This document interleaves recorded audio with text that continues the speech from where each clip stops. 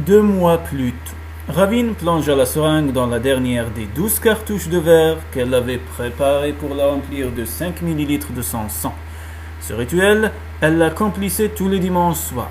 Et elle avait besoin de rituels. Après 2 siècles d'existence, c'était eux qui l'avaient maintenue en vie et lui permettaient de garder sa concentration. Elle surveillait les Kilas depuis des semaines. Ils étaient discrets et ne faisaient jamais d'erreur. Elle attribuait cette caractéristique à leur chef, Nicholas Drake, qui était connu pour tenir sa tribu d'une main de fer. Pas de mort inutile, tel était leur mot d'ordre.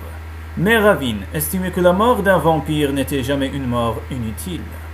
D'après ses estimations, la tribu comptait environ 2 douzaines de membres. Ravine ne s'était jamais laissé impressionner par le nombre de ses ennemis.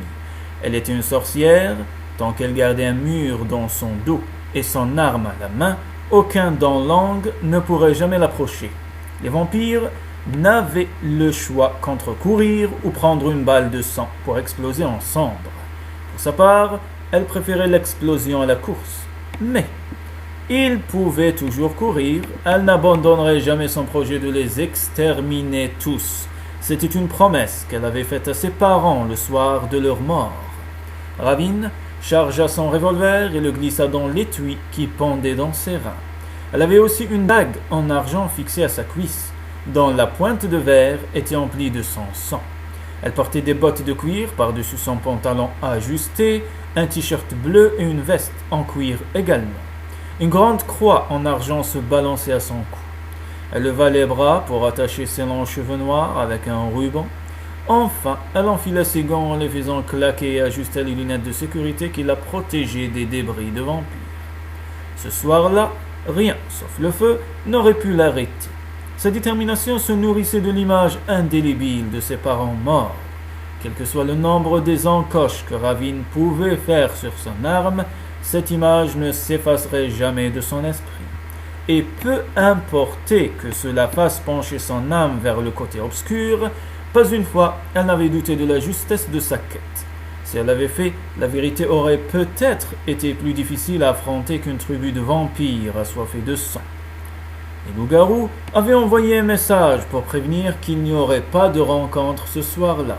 C'était une initiative de Severo, le chef de la meute du Nord. Son mépris de relation entre vampires et loups-garous était une insulte pour Nicholas. Les vampires avaient toujours considéré la ville comme leur territoire. Les loups-garous se réservaient les banlieues et la campagne. Même si Nicholas prêchait la paix, il n'allait pas laisser les loups-garous entrer sur le territoire de chasse des Kilas.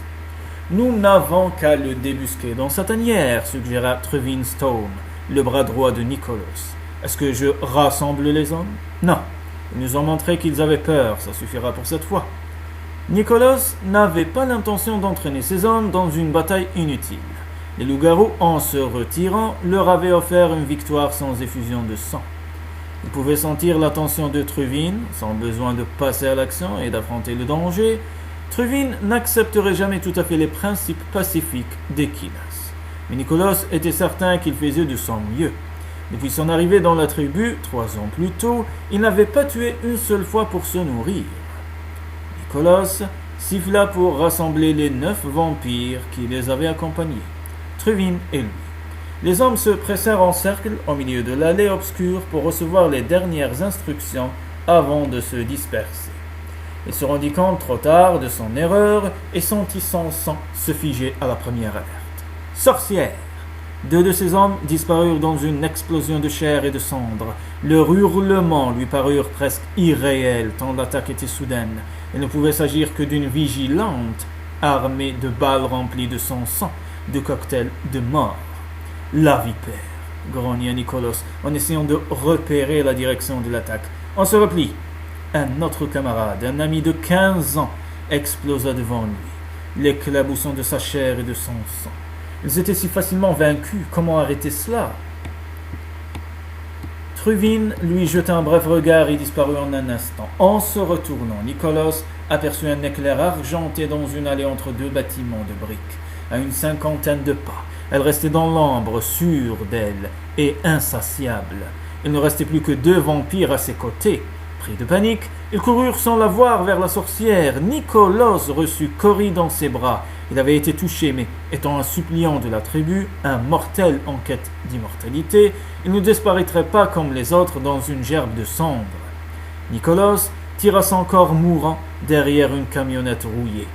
Une balle siffla au-dessus de sa tête et se brisa contre le mur de briques derrière lui. Elle contenait du sang de la sorcière. Un jour, un éclaireur avait réussi à voler une de ces balles pour permettre à la tribu de l'étudier. Il suffisait qu'une goutte de cocktail de mort s'insinue dans le système sanguin d'un vampire pour le dévorer de l'intérieur et le faire mourir en quelques instants dans d'atroces souffrances. Quelque chose atterrit sur son épaule. Nicolas sentit de cruelles morsures sur son cou et sa joue. Il déposa Cory sur le bitume et se tordit de douleur. La brûlure s'étendait sur son torse et son bras gauche, dévorant sa chair à travers l'épaisseur du cuir. Non, la balle qui avait percuté le mur l'avait éclaboussé. Terrassé par cette souffrance surnaturelle, Nicolas tomba à genoux avant de s'effondrer sur le corps de Cory. Le cocktail de mort lui déchirait la poitrine. Son cœur battait furieusement, qu'on pourrait échapper à l'inévitable. Il se roula par terre, espérant faire cesser la brûlure, mais ne poussa pas un cri. Il devait rester mort pour la sorcière. Dans un bref instant de lucidité, il comprit ce qu'il devait faire. Il avait besoin de sang, de beaucoup de sang. Tandis que sa chair se détachait de ses os, Nicolas déchira la gorge de Cory et but en pressant ses mains sur la blessure de sa poitrine pour préserver la vie fuyante de son ami. Il se gorgea de son sang, mais rien ne semblait pouvoir arrêter la brûlure. Tous ses sens aux aguets, de peur de voir surgir l'ennemi. Il se rendit compte subitement que son cœur avait cessé de battre. Son cœur. Sa vue se brouilla. Il ne respirait plus. Bois ou meurt de la main d'une sorcière.